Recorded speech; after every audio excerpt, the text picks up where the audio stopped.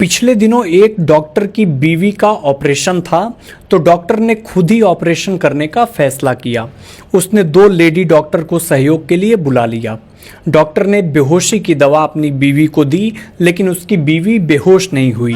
फिर उसने बेहोशी का इंजेक्शन लगाया, फिर भी उसकी पत्नी को कोई असर नहीं हुआ। तब डॉक्टर ने तेज क्लोरोफॉर्म सुंघाने का फैसला किया। तभी डॉक्टर की बीवी बोली, तुम कुछ भी कर लो, जब तक तुम्हारे साथ ये दोनों रहेंगी मैं बेहोश होने वाली नहीं हूं।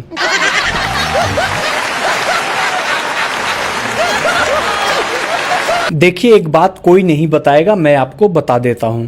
जब आपका ब्लड प्रेशर हाई हो तो कुछ देर साली से बात करें, और जब लो हो तो कुछ देर घरवाली से बात करें, तुरंत आराम मिलेगा।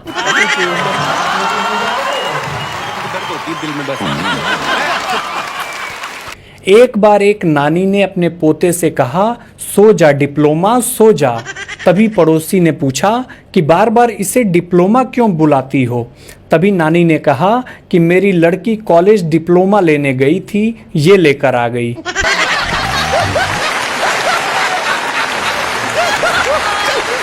एक बार एक दोस्त ने दूसरे दोस्त से कहा कि अगर पति पत्नी का रिश्ता 7 जन्मों का है तो अभी कौन सा चल रहा है और कितने जन्म बाकी हैं कैसे पता चलेगा। तभी दोस्त ने कहा कि जब पत्नी कहती है कि मैं तुम्हें समझ ही नहीं पा रही हूं कि तुम क्या चीज हो, तो समझो पहला चल रहा है। और यदि वो कहे मैं तुम्हें सिर से पांव तक अच्छे से जानती हूं, तुम्हारी एक एक रग से वाकिफ हूं, तो समझ लो ये 7वां जन्म है। स्त्री 1 की तुलना में स्त्री 2 ने लगभग 2 गुना अधिक बिजनेस किया है। इस बात से यह साबित हो गया है कि लोग दूसरी स्त्री को देखना बहुत पसंद करते हैं।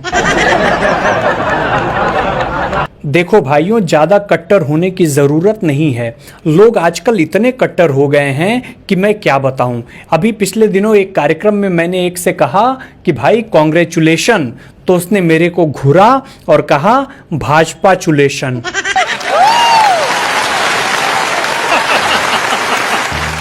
एक दोस्त ने दूसरे दोस्त से कहा कि तुम्हारी शादी के पहले और शादी के बाद तुम्हारे जीवन में क्या अंतर आया। उसने दिल छू लेने वाला जवाब दिया। उसने कहा वो मेरी क्लासमेट थी तो उसका होमवर्क मैं किया करता था। आज वो मेरी पत्नी है और आज भी उसका होमवर्क मैं ही करता हूं। पिछले दिनों गर्ल्स हॉस्टल में आग लगने पर बॉयज हॉस्टल के लड़कों ने मदद की। टीवी पर खबर आई, आग पर काबू पा लिया गया है। लड़कों पर काबू पाने की कोशिश जारी है।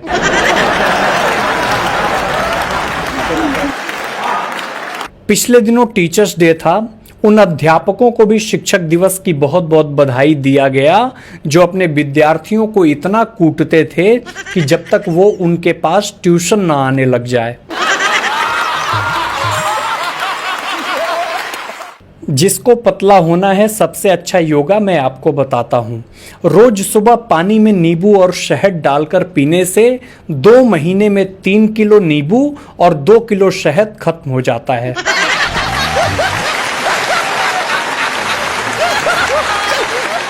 देखिए, जीवन में आपको पहली गुरु माँ मिलेगी।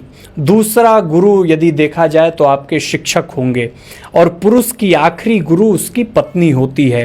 उसके पश्चात उसे ना तो कोई ज्ञान की आवश्यकता होती है और ना ही कोई ज्ञान काम आता है।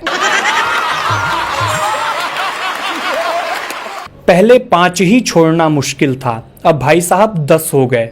पहले थे काम, क्रोध, लोभ, मोह, अहंकार।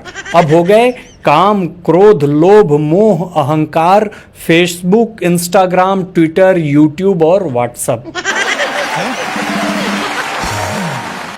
एक बार एक दुखी पति ने अपनी पत्नी के लिए खूबसूरत लाइन लिखी।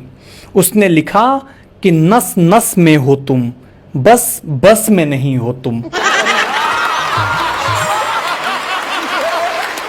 पति पत्नी में हो रहा झगड़ा पति के एक वाक्य से रुक गया।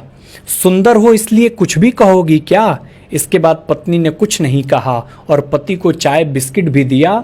याद रखिए, हमें रोग से लड़ना है, रोगी से नहीं।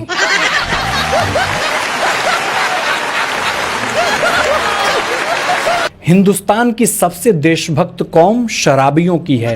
कितना भी टैक्स बढ़ाओ, बेचारे बिना विरोध के शराब खरीदते हैं। देश की तरक्की में इनके योगदान को नमन है। शराबियों से ज्यादा शिष्टाचारी कोई नहीं होता। पैग अगर तबीयत से लग जाए तो टकराई हुई भैंस को भी बहन जी सॉरी बोलकर आगे बढ़ जाते हैं। एक बार एक पति ने पत्नी से कहा कि तुम मायके जाती हो तो कैसा महसूस करती हो। पत्नी ने कहा, हम औरतों की उम्र 45 क्यों ना हो, मायके में पैर रखते ही 16 की उम्र वाली फीलिंग आ जाती है। पति बोला, ओ अच्छा। पत्नी बोली, तुम कहो तुम्हें ऐसी 16 की उम्र वाली फीलिंग कब आती है। पति बोला, बस हमारा भी वही, जब तुम मायके जाती हो।